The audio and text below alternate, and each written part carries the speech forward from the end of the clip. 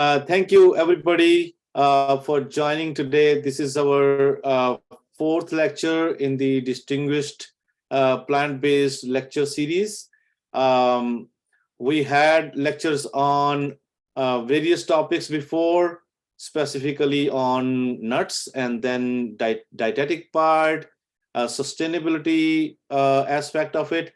And today, in line with that, I think it's very important to know, even if people try to consume or they want to transition into, to some extent, to plant-based food, we eat a lot of things from which are in the stores, in the shelves. So, and that is produced by food industry. So today we are going to hear about what are the challenges and how food industry is trying to cater the needs of our consumers, and they want to give them the nutritionally balanced food. How protein is a big part, of course, but plant-based food industry in general is focusing on other aspects of plant-based nutrition and providing them the nutrients that those are needed. So we have Dr. Ghotra today. He is, I'll let our Professor Isum introduce you to in detail about him. But he is very well into food industry. He has been working for a long time, and he started his own startup in the Bay Area recently. So, but I want to thank Dr. Isum, if you can wave where you are, and Dr. Yang. They both are our professors in our nutrition and food science department, and they help me every time. A lot help I need from for organizing all this. So Dr. Yang is technical background person. I think he is very young and he knows all the background things. So he helps me organize the Zoom and invites and everything. And Dr. Isum brainstorming. All of us do that, but she also helps in organizing this event. So I want to thank both of them, and I want to especially thank Mr. Shah, Bipin Shah. He has supported this lecture series. He has supported the plant-based minor, which we have offered for last couple of years, and those courses are very popular, and they are getting more and more. We have ingrained those courses in our majors also as electives, so there are more students coming in. A lot of students told me in our alumni, they told me that please do not discontinue this. I got a job because of plant-based minors. So I'm glad that to hear those things. I want to pass it on to Mr. Shah to say a few words about his vision and his ideas for this plant-based minor and the lecture series. On to you, Mr. Shah. Okay, so thank you very much, Professor Harmeet Singh. This is Bipin Shah, and I'm happy to be here for the fourth lecture. What I like to do for those of you who are attending this for the first time, just to, in very, very few words, summarize the three lectures that we have had, okay? The first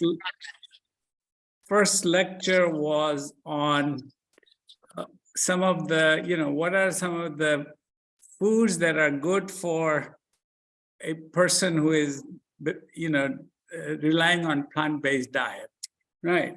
And there was a lot of discussion on nuts in the first lecture that came from a local California University professor who himself is a vegetarian. I won't go into all the details because there's a link on your website that talks about it. The second lecture was on sustainability. And the third one dealt with all the different foods and recipes and what are the options that you can have if you're on a plant-based diet. Today's lecture by Dr. Ghotra, by the way, I had the opportunity to meet him because he lives within 10 miles from where I live. So we met at a Starbucks 2-3 weeks ago. came to know him. And as Dr. Singh said, he has a startup. And Bay Area is known for startups, particularly in technology sector. Okay. Now he is starting a food-based, plant-based food company. And what struck me, I've been in the Bay Area for many years. I'm myself in the tech industry, that is funded by one of the very prestigious VCs in the Bay Area by the name of Khosla Ventures. Khosla was one of the co-founders of Sun Microsystems, which, took the server technology to its peak. And after that, he was part of Kleiner Ventures, which was also a very first-year venture. And now he has his own venture fund. So being funded by Khosla Ventures itself says your probability of success is very high. So the only thing I last want to mention is this lecture has a major significance for students in this audience who want to become entrepreneurs, because food technology and plant-based food is going to go through a big revolution going forward. And so those of you who after graduation want to become entrepreneurs, today's lecture will be very useful. With that, let me hand over to Dr. Isam to do the introduction to today's speaker. All right. Thank you. All right, thanks everyone for joining us. I just put in the chat, please mute yourself if you are not presenting. And we will also take questions at the end of the session, so you can place your questions into the chat if you would like us to ask questions of our speaker at the end of the session. But I'd like to get us started with introducing our distinguished lecture presenter today, Dr. Banjit Ghotra. He is a scientist, an innovator, and an entrepreneur in the agri-food technology sector. He's on a mission to make foods healthier by bringing a paradigm shift in technology to sustainability to produce nutritionally complete proteins. He's the co-founder and co-CEO of EQUII, a food tech startup company backed by venture capital investments. They focus on high protein flours that have complete amino acid profiles seen in soy and animal proteins. And they make the first commercial product for a high protein bread that provides 10 grams of protein per slice. I've had it, it's very tasty. In his 25 years of industrial experience, he's led various roles in technology and innovation functions in food and beverage platforms. And prior to co-founding the company, he was the Senior Vice President of Food Innovation at Nature's Fund, a fungi protein startup venture. He received his doctorate degree from the Department of Agriculture, Food and Nutrition Sciences at the University of Alberta, Canada. And his PhD research work led him to the commercialization of a new to the world ingredient technology, for which he received a distinguished award from Alberta Ingenuity Canada to fund the technology scale up that he co-patented. So he brings a wealth of knowledge and information, and that's why we're thrilled to have Dr. Ghotra join us today for our presentation on food industry. And we will be sharing, Dr. Ghotra will be sharing with us all of the innovations in plant-based proteins, and Insight being our food industry expert. So Dr. Ghotra, please feel free to share your slides and we will have you take it over from here. Sure. I'm sharing my slides here. Yes, wonderful. It looks great.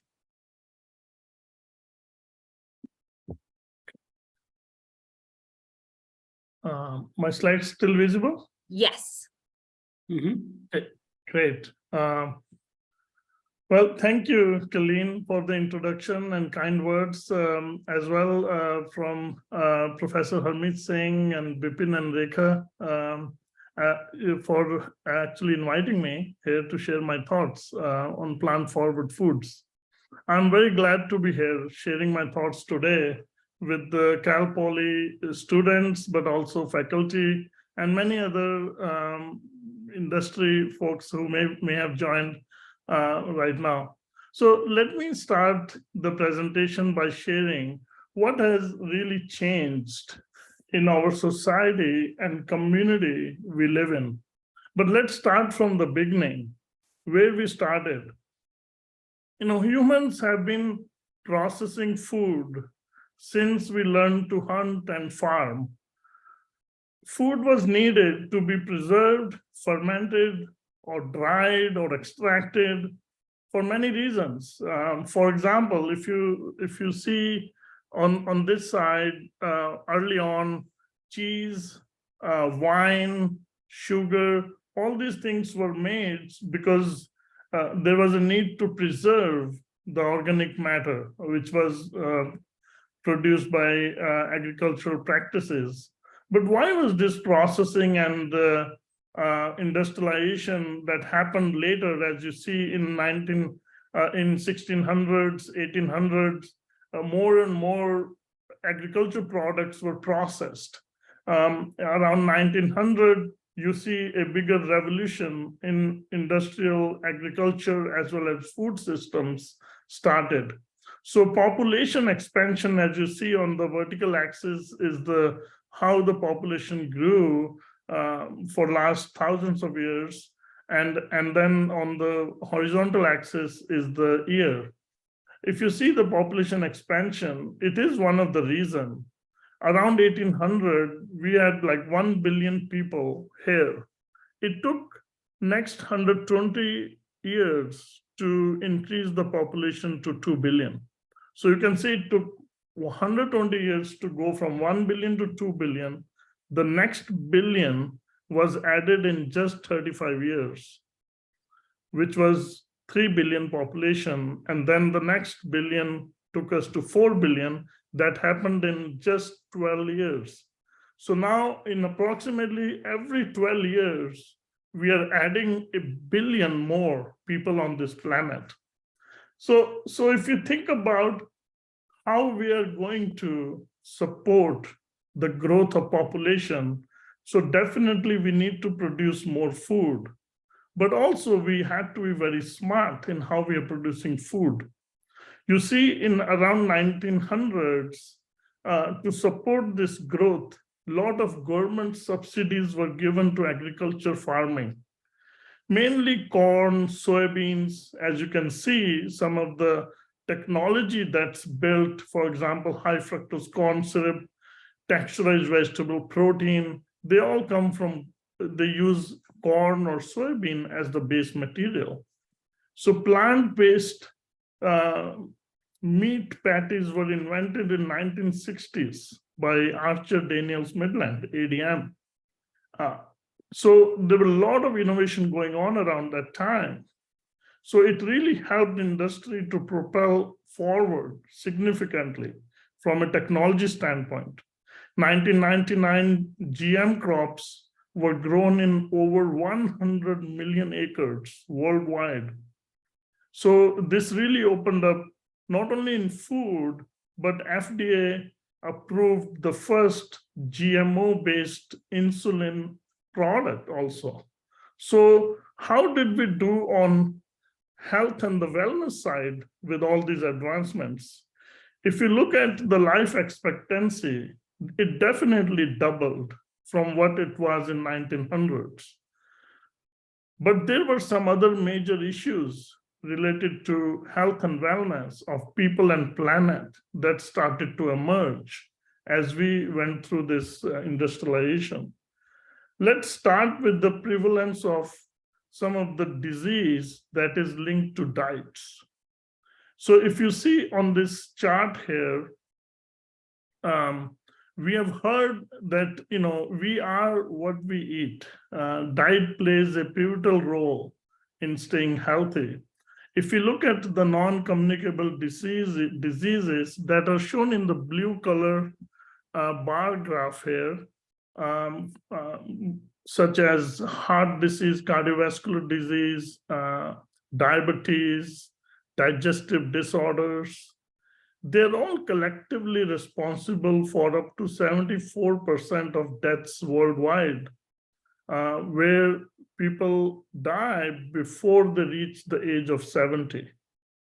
So it is mostly occurring in low to middle class, low to middle income countries, where the food has been affordable by the technological advancements that we talked about, but it is for the same reason, because of affordability and lack of the nutritious food, it is also leading to an epidemic. If we look at the epidemic we're talking about is obesity. Obesity is at its peak with 42% prevalence in US. They say if you combine obesity and the overweight people, it's about 74% people. They're saying in United States are in that category. All these conditions have been linked to higher incidence of cardiovascular disease and diabetes and things like that, which are chronic diseases. But one thing nutritionists and other experts have clearly stated through some of the evidence-backed studies that has been done is that nutrition and physical activity can reverse or help to manage these chronic disease conditions. So we are going to talk a little bit more about why the diets are so important, not only for your personal health, but also for the health of the planet.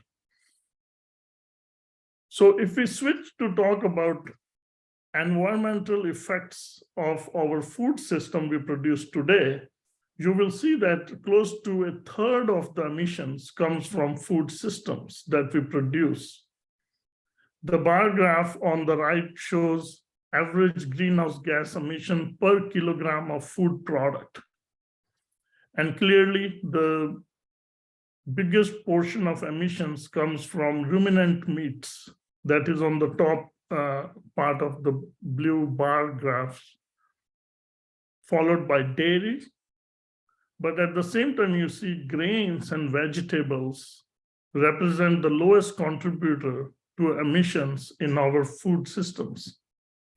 So this data clearly shows us we have a way to protect environmental health also while we improve or we make good nutritious food that promotes human health as well.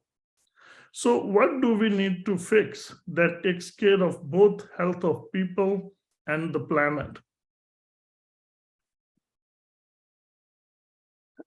It will require a structural change in our agri-food tech sector. Clearly, we need to produce more food from significantly less land. And while we are doing this, consumers are inclined to the foods that are better for both health, their health and the planet's health. We need to conserve and preserve on the natural resources by doing so as well. Consumer has never been more aware of nutrition than in the current times. 59% of the consumer wants to reduce their dependency on animal-based products. And these are the reports from some of the survey companies. At the same time, 58% of the consumer is aware of importance of protein consumption to maintain healthier lifestyle. Now, protein has been talked quite a bit when we talk about plant-based foods. And the reason for that is when animal-based products are replaced from the diets, a bigger portion that is showing a big gap is protein quality and protein content. Here, it shows us a graph of if you look at the total current food system that we have, it shows a breakdown of how much is animal-based products and how much comes from agriculture-based products. So clearly, you can see grain product is the second largest category here, contributing to about 21% of the portion, whereas legumes, nuts, and vegetables are also rich in proteins and other micronutrients. But protein mostly comes from meat and animal proteins. So as we think about replacing meat and dairy, there is quite a bit of heavy lifting needed in bringing up the quality of grains to match to that of what animal and the dairy proteins gives you. And we're going to talk about that a little bit more in the next slide. But this also gives us a very good pointer from an industry standpoint that grains are so much fundamental to our agri-food systems. Grains show us a promise that yes, this replacement or reducing the dependency on animal products can be done, and grains are the way to do it. So if we look at the grain-based plant-forward diets, most of the major grains, and I also included here legumes and common beans, which in many cases are also labeled as vegetables by the dietary guidelines that we follow from American Dietary Association. Legumes are very rich sources of proteins and dietary fibers. But if you look at all the other grains except soya, products are very low in protein content and protein quality. And it is very hard to eat soybeans 3 times a day. So it means there is requirement for the other grain products and beans and legumes that needs to be included in our diets. Grains, at the same time, are also very rich in carbohydrates, particularly the glycemic carbs. And we saw earlier that glycemic carbohydrates are directly linked to the chronic diseases like diabetes type 2. So American dietary recommendations also says that daily intake of glycemic carbs has to be less than 10% of your total calories you consume in a day. So there are quite a bit of things to watch out here. Like grains are great, but they're loaded with carbs. But grains are also one of the best sources of dietary fibers. Dietary fibers are key macronutrients that are missing in American diets. The daily dietary fiber intake is recommended to be about 25 grams for women and 38 grams for men as per the recommendations. But only 5% of American population meet that recommendations from a daily intake standpoint of dietary fiber. So that's a huge gap that grains and the plant-based foods can help you close for the dietary fibers intake. Legumes and beans, we talked a little bit before, but these are the best sources for both proteins and dietary fibers. Grains are also very good sources of vitamins, as mentioned here, vitamin A, B, E, but they're also very good sources of iron, magnesium, and all these minerals that are essential for our physiological functions. We will also talk in the following slide about some challenges related to some of the anti-nutrients that are present in grains. And then also we will talk about how the current processing industry, because of the industrialization we talked about, proteins needs to be purified and extracted. During this course of making protein-rich ingredients, you tend to also concentrate some of these anti-nutrient factors that we need to be aware of. So some of the anti-nutrient factors that are present in plant-based diets are related to grains and vegetables and seeds as the raw material.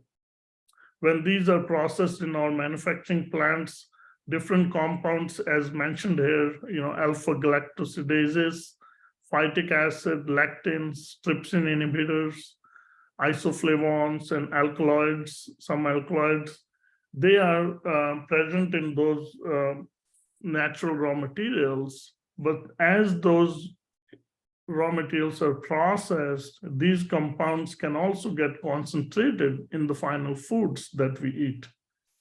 So we'll talk a little bit here about how processing techniques can be applied to reduce these antinutrients in many cases. And in other cases, you cannot reduce it. So there has to be some caution needed. Alpha galactosidases are non-digestible sugars that can be very high, up to like 10% based on the type of the varieties of yellow peas. They go through rapid fermentation. And again, it's very, very different from an individual to individual, where it can cause discomfort in one individual versus in other individual, it may just cause an inflammation. So those things can be reduced during the processing by using some selective enzymatic degradation of these compounds while the ingredients are processed. Phytic acid is another one, can be as high as 5% in many of the ingredients that come from sunflower or peas or chickpeas. Phytic acid is highly negatively charged compound, so it limits the absorption of many of the essential minerals in our small intestine. But phytic acids can be eliminated as well during the course of processing by, again, using different thermomechanical as well as enzymatic techniques. Lectins up to 100 ppm reported in potato protein isolates, but it could be very low in many cereals and pulses. Soaking of these raw materials doesn't eliminate lectins, but thermal treatment deactivates it. Trypsin inhibitor is very widely talked about, can complex with our digestive enzymes and impair the digestion of some of the proteins. And these can be present in some of the legumes we eat.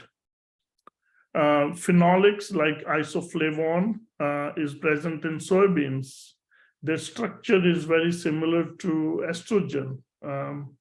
But soaking and ultrafiltration has shown that you can eliminate up to 80% of isoflavones. Alkaloids are present in quinoa, pulses, potatoes.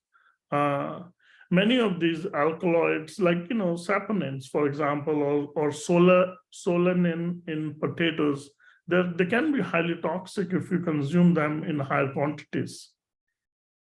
But the reason these are important to mention is because as an innovator or as a product developer, we need to educate consumer about what's in food, what's present in food, so that they can make informed choices.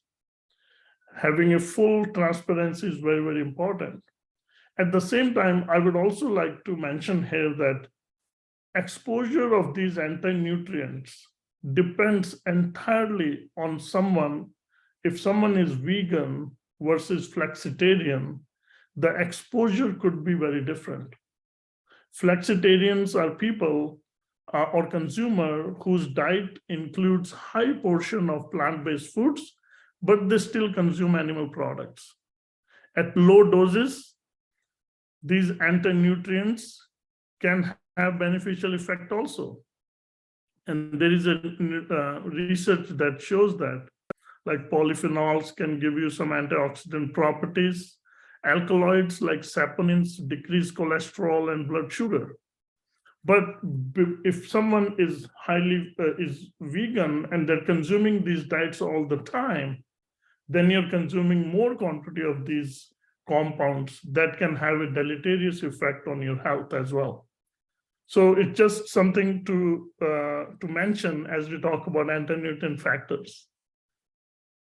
So despite all the things we spoke earlier about plant-based food, there is an immense opportunity that consumer is seeing and the industry is seeing alike. Plant-based is the fastest growing food segment. Let's look at some of the categories that have done really well versus others that have not done so well. So this chart shows 2022 retail sales of plant-based foods. I think dollar value is on the vertical axis in billions and the categories are on the horizontal axis. Plant-based foods grew across all the categories except few. But main categories where plant-based foods have done really well is, for example, plant-based milk, creamers, nutrition bars, beverages. However, in the area of meat, ice cream, cheese, or some of the prepared meals, it has not done very well. So what could be the reasons that in one area, consumer is much more open to adopt all of these new health-forward, plant-forward foods, while in other areas, not so much? If we look at what could be the main reasons, and I'll try to bring some of the discussion from both what we hear in the news or in the media, but also from technology perspective. Like what could be the gaps that is preventing the growth of this plant-based food sector? Consumer is still deeply rooted in taste and texture. Everyone says this. If a product is very nutritious and if it is not tasty, consumer is not going to buy that product on the second time. They will taste it the first time, the repeat buying won't happen. So that is a barrier to the adoption. Taste and flavor is the primary concern here.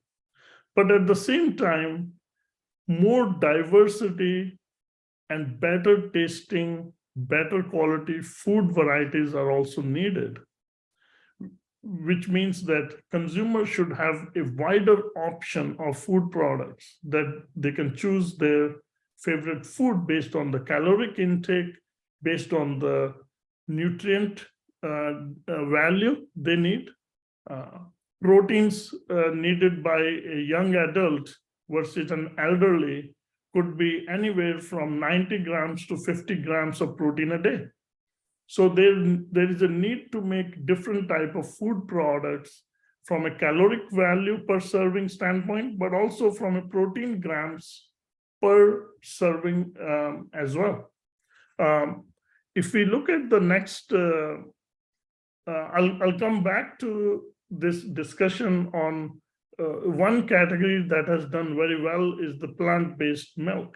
And I'll come back to that in the next slide. But let's continue on the technological-based hurdles that requires more attention on why some of the areas have not done very well, as we talked about. The creation of plant-based food, for example, by SynBio, and SynBio here, as you see in this table on the extreme right side, SynBio refers to synthetic biology-based products. For example, Perfect Day is one of the startup company. They made a fermentation-based technique using microbes to make lactoglobulin, which is a whey protein alternate. So those type of products are delivering on protein content and protein quality, but what about cost? What about affordability? Those technologies as of today may not be very affordable to put it in staple foods that can lead to mass adoption by consumer. And at the same time, there are some other products here, as you can see, soybeans, both protein content quality very good, cost is also very good, but what about taste? People are complaining about having soybeans in almost every kind of meal they're eating. So more variety is needed. Yellow peas is a recent entrant in last 5 years. A lot of proteins is coming from yellow peas. Protein content is good. Quality is not so good compared to animal products. Taste is a big issue there also.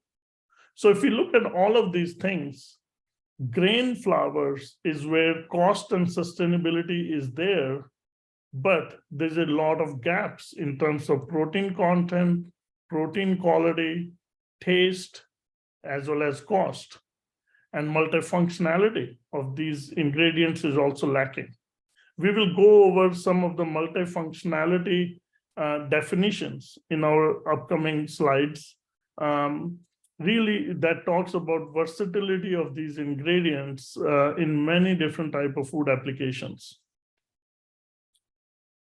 So if we come back to the plant-based milk category, really, that has done very well. If you look at the milk aisle, it doesn't look the same what it used to look 10 years ago. You can find a range of options of diverse variety of plant-based milk. Consumers were given a variety of products to choose from. You can have an almond milk, which is very light on caloric value, all the way to oat milk, which will be high on calories, but will have a nice mouthfeel. All the way to soya-based milks, where you get the complete protein with also fortification of vitamin D and calcium. So you can find plant-based milks that can give you one-to-one replacement of real milk.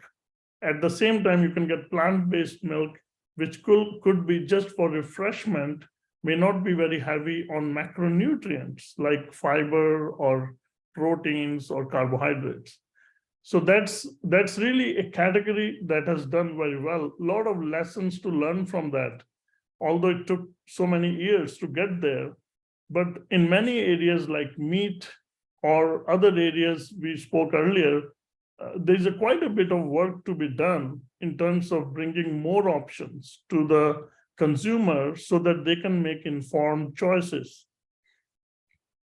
Talking about plant-based meat, if we look at Beyond Meat and some of the other early startups who have done really great work in terms of bringing a good tasting product to the market, but yet the product did not quite hit on the mark.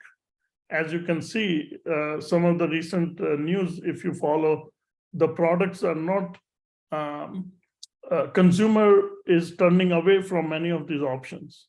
Some of the things that I noticed when I look at these products, from early startups to the recent startups, which I tried to put here, some of the direct comparisons. One of the big differences is number of ingredients you add to make those food products. So Beyond Meat, I counted there were over 25 ingredients there. Whereas all the way on the right side here, you see Meaty is a new fungi protein-based company, which they call it a mushroom protein, has only 7 ingredients. And you can also see the quantity of fat is only 0.5 grams. Whereas in Beyond Burger and Not Burger, you have very high amount of fat. And also in the parenthesis is the saturated fat, which is directly linked to the cardiovascular disease conditions. So there is quite a bit of variation in new products that are coming, where they are really showing up a less number of ingredients. They're showing some of the most important macronutrients that are missing in our diets, like dietary fiber. You can see it's 8 grams in the new products versus 2 grams in some of the early products, while also delivering the protein that's equivalent in the quality of animal proteins. So quite a bit of work is going on in this area where we need more products that deliver on nutrition. Here, this is a busy slide, but I wanted to write down few recent developments that really have helped the plant-based meat area, with large industry players and universities who have done an incredible job in coming up with new technological approaches to really perfect the texture and taste of meat products. Some of the main focus areas here that everyone is working on is to unlock the structure and properties of these plant-based ingredients so that you can form a high quality, better tasting meat products. Some of the things here where more work is needed is how to mimic the toughness, chewiness, and juiciness of plant-based meat products or plant-based cheese products, where the cheese texture is still not hitting on the mark based on the products that are in the market. Replacement of dairy fats or meat fats is very, very difficult, because when we use vegetable oils, you don't get the same mouthfeel. So more work is needed on that. Flavor and aroma in both sweet as well as savory applications is still needed as we replace many of these products. And lastly, the minimal processing and use of minimally refined ingredients.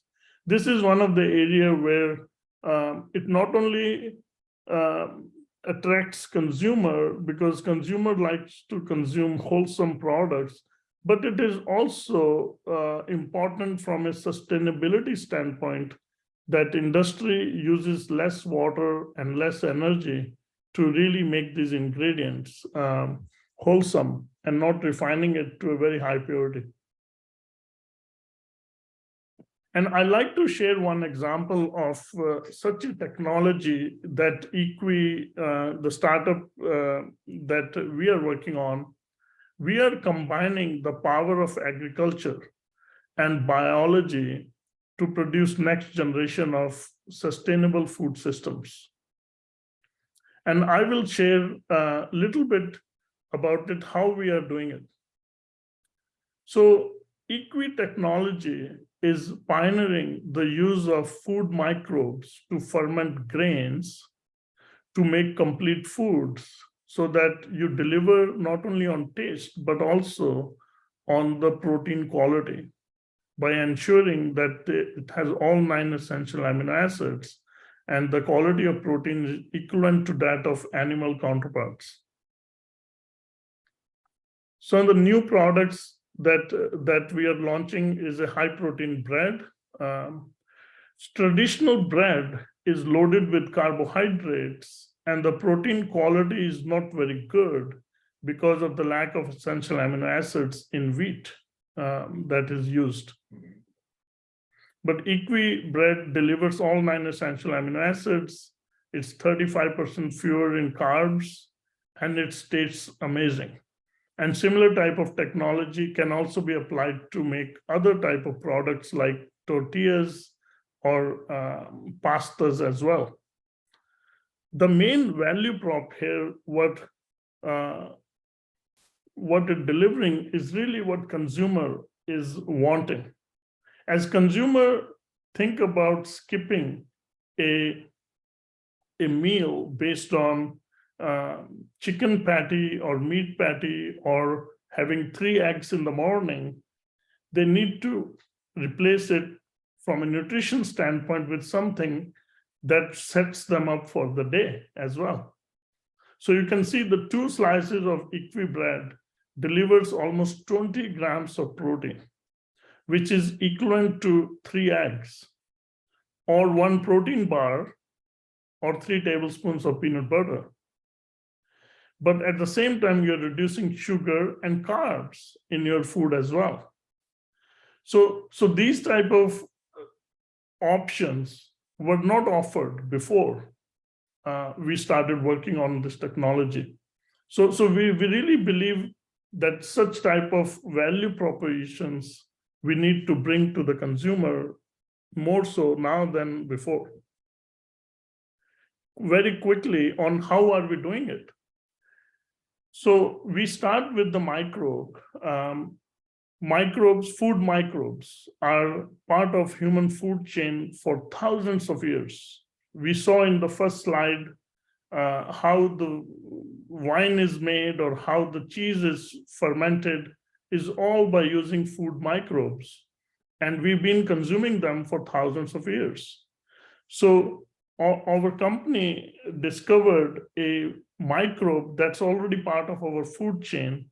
We used that microbe, and then we looked at that microbe that on dry weight basis, more than 50% of the biomass of that microbe is protein.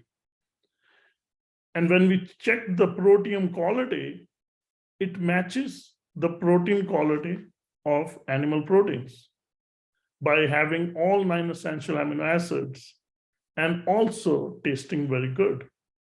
So we took one of that food microbe and we used that to ferment grains so that we can increase the protein content during the fermentation, which is a technique that we are using.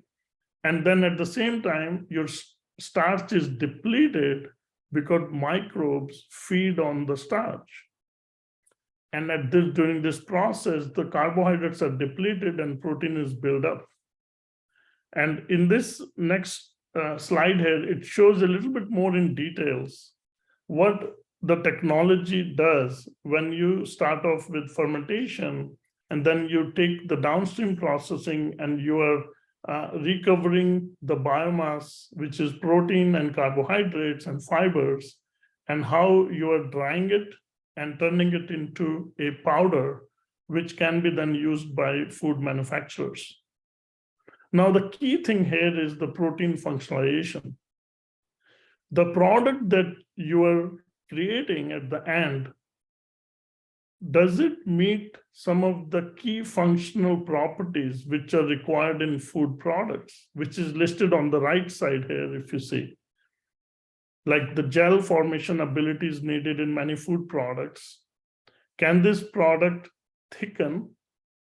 Because thickening is a very important property in foods, not only for stability, for mechanical processing, but also for mouthfeel. Is it dispersible in water? Is it stable? Does it foam? Are there any other benefits that are present there from an immunity as well as gut health standpoint? So all of these functional properties can be triggered during the process of manufacturing ingredients that we are doing, right when the ingredient is being processed. So really, we're coming to an end here. In last few minutes here, I wanted to conclude on a few things by saying that plant-based innovation is really bringing evolution to the whole food system. We talked a little bit about proteins, we talked about fibers, we talked about micronutrients, anti-nutrient factors. But if we put this whole together, that's what our food is made of. So plant-based ingredients is not just about proteins.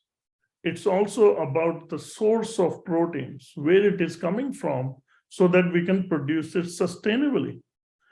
It's also about dietary fibers, carbohydrates. It's also about having the right type of stabilizers and colors and flavors that exist naturally in our environment here. How we can source these type of new natural compounds and chemistries and include them in our food systems. Finally, the fat system.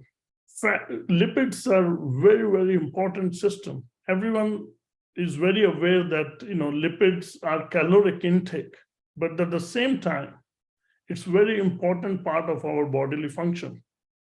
Our brain is made up of 20% by weight of cholesterol and cholesterol products. Body needs lipids to function efficiently. but how we can make fat systems that are good for the body so that we can reduce saturated fats and improve some of the healthy fats, which are very well known based on some of the clinical studies that industry has done. So there is quite a bit of evolution possible in all of these pillars that is required. And also this leads to some of the technological evolution that is also needed in the future food systems. This is again a busy slide, but if we try to divide, like, where the food science and the food technology was 10 years ago or maybe 20 years ago, it was mostly about food formulations, which is on the right side here. It was about ingredients and ingredients compositions. But now real evolution started to happen, driven by sustainability and the nutrition in bioprocessing methods, and also discovering new sources of proteins. And how we do that is by bioinformatics and artificial intelligence. Bioinformatics is a science where you combine biology, genetic sequences, and you use the computational power to really screen thousands and tens and thousands of structures of protein or different type of compounds that can be linked to taste, different entities that can be linked to improving on taste, or entities that can, or genetic annotations that can be underexpressed during production or during growth, so that you have less of the anti-nutrient factors. This science is growing right now to enable a better food system creation. And food microbes, we talked earlier, this area we believe is continuing to grow, and there is a requirement in that area to really explore even more than what industry has done until today. So with that, I wanted to provide my, this is the final slide, my final thoughts, what I think every product developer should think about. But again, this is about how do we design a food product? So what I've learned is we can always design it based on what I believe is best for me, or what I believe consumer may be looking for, or he may like it. But that's not the right approach. What I've heard from some of the experts in industry, they say that meet where the consumer is. Design product with simplicity and transparency. It is the consumer-centric approach that works, because you don't want to ask consumer to change their behavior. Give them what they need, where they need it. Rapid prototyping is also one of the way you can do consumer testing very quickly by using e-commerce these days. So a lot of things are done in a very cost-effective way. Manufacturing at scale is very, very important to make food product more affordable and sustainable. We also have to make less of the refined foods, but add more wholesomeness to it. We need to find ways to work in a consortium like industry, universities, and other government agencies to really promote awareness of plant-forward diets. How we can bring some of the knowledge out to the consumer by working in a consortium approach. We also need to leverage venture capital funding, which Bipin mentioned earlier.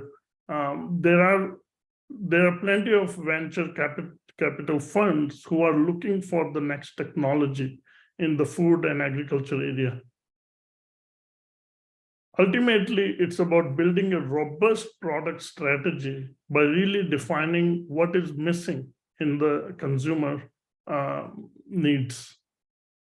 So, with that, I'll stop here and really appreciate everyone listening to me. And I'll be happy to take some questions here.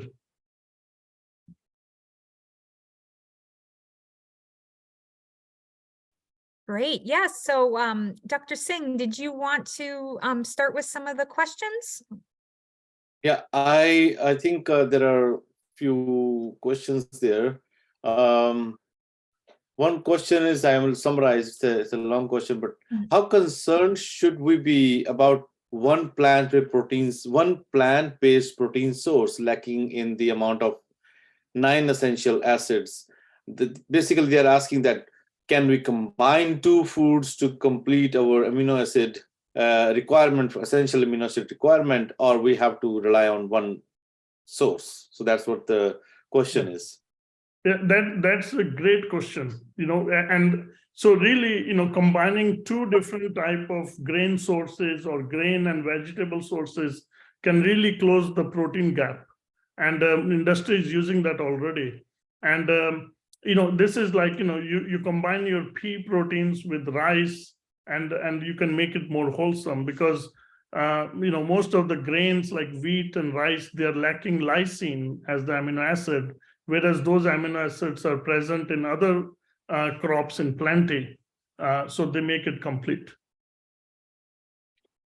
Yeah, I think I had just a general question on this also, that how do you see the cost of the new technologies you're using, like the new proteins, how they are relative to a simple bread versus your bread? And have you had any studies on digestibility or some kind of nutritional quality of those proteins? Yeah, no, excellent question. So the digestibility, bioavailability of protein is very, very critical, because protein needs to be rapidly digestible and amino acids need to be available. So all these, we have done the testing and we have confirmed that these are the rapidly, easily digested proteins. Compared to some of the wheat proteins, as we know, gluten, which is a highly complex protein. And there have been numerous studies done that if you load your bread with a lot of wheat proteins, it may not be very digestible. And people have reported problems with the gastric discomfort and abdominal pain. So that's the one. And the other question is the affordability. Affordability is a very key metric when you are creating a staple food like bread or pasta. Staple foods are not very nutritious if you look around what we see in the retail stores today. Our technology makes it nutritious in a very affordable manner. So the price point is not very high. It's not outrageously outside of the bread price. We are still able to sell the bread at similar prices as some of the leading healthy breads in the market. Great, thank you. I'll let Mr. Bipin Mehta, he raised his hand, maybe he can just talk and ask question. You're on mute.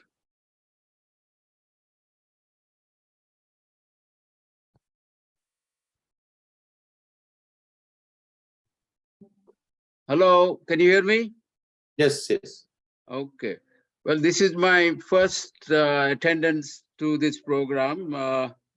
I'm in the Bay Area and came to know about this from Bipin Bhai, and good to learn a lot of these things. I am also a practicing plant-based practitioner through a program developed by Lalit Kapoor in the Bay Area. And that program is very, very close to the Jain way of life. And if and since this Carl Poly Center has the Ahimsa Center, I think if we can correlate the Jain principles of life on one side and the food we eat on the other side, and how can we get close to being a perfect Jain eater, you will see amazing change in your life. We have been following this for 1 year, and me and my wife have seen amazing improvement in our health. It's nothing compared to any medicine in our practice. So I highly recommend that those who are listening should not only listen but follow it as much as possible. The other comment I have, I'm a chemical engineer from UDCT in Bombay, which has several technology departments, one of them being a food technology. And it's a leading institute in whole of India where a lot of inventions development takes place. So since I'm a very close member of the group, if you want to connect with the UDCT, now it's called ICT, Institute of Chemical Technology, you can reach me and I'll connect you with what work they are doing, and there'll be a lot of things to learn from either side. So good to listen to, and then I'm sure Bipin Bhai will take note of this, and maybe next time we'll talk more about the Jain way of eating. So, Sure. No, thank you. Thank you for the comments. Love to Thank connect. you so much, Bipinji. Thank you so much. Yes, we know that we heard a lot from India. If you are from India, then you know about the Jain, the way the eating habits are and all that. So I'll just, for the sake of time, we'll move on. There are a couple of comments and question kind of from one of our lecturer is that that can you please share the ingredient list of EQUII bread, and is EQUII available in the market? Yes, yeah, I'll be happy to. Please send me an email, which is on the screen. I'll be happy to provide any information. Yes, EQUII bread is available. You can go to equi.com. We sell it to e-commerce. It will be delivered directly to your home. We are also coming to North California at retail stores called Molly Stones. They are here in North California. Slowly, we are coming to South California. And then, of course, the intention is to come to Chicago next, New York, and other states as well in the US. Great. I think one more comment from one of my colleague, Dr. Lee. She's here. She's on sabbatical, by the way, but she's here for listening this. She's actually very active into the consortium of industry and academia, and she's offering a collaboration in future with your company. So that will be wonderful opportunity for us to collaborate on this. And I already mentioned in our discussion with Dr. Ghotra that in fall we have events, and maybe students make pumpkin breads and sell them for there, and these kind of powders or flours can be used for making a protein rich, pumpkin bread. So we love to join. So those ideas can linger on. Anything else, Colleen? Any question from other faculty? Anything before we wind it up? No, there weren't other questions that I could see. I think Bilal was also asking, is it feasible to fractionate? Oh, yes. Oh, yes, yes. Is it feasible to fractionate and study the fractions functions? Yes, it is very feasible. So yeah, protein, I mean, the technology of separation has done an incredible job. So protein as such, as you get from biomass, is highly, it's a composite with the different types of fractions of protein that are very well known. So those fractions can be separated by using very simple principles of separation, and then can be studied separately also. Yeah, as a protein chemist, I can say that I have worked on gluten, protein, and cancers for 5-6 years, so I know the functionality, how the separations are done. But I think, on the other hand, we are trying to go to minimally processed food. So we don't want to actually separate, because sometimes the active components or nutritional components can be lost in the separation process. So we want to keep it as wholesome as possible. So that's the reason why some of the companies, I was on sabbatical with another company working on cashew flour for meatless patty, and they were targeting minimally processed food, minimally processed cashew flour for making this, so they can keep the health aspect of it. So there are various aspects of we can study it, but at the same time, do we want it? Anyway, if there are not any more questions, I want to thank Dr. Ghotra again for presenting this beautiful and very informative talk. Thank you again for everybody for joining. Thank you, Mr. Shah, for supporting this lecture series. We'll continue. Thank you, everybody. Colleen, Victor, everybody for supporting this lecture series, and everybody who joined. I think most of the people are now in their classrooms, but thank you again, Dr. Ghotra. Yep. Thank you so much for having me. Thank Thank you. Thank you. Yes, and we'll send the recording out in a few days to everybody that registered. Thanks, everyone. Yep. Thank you. Thank you.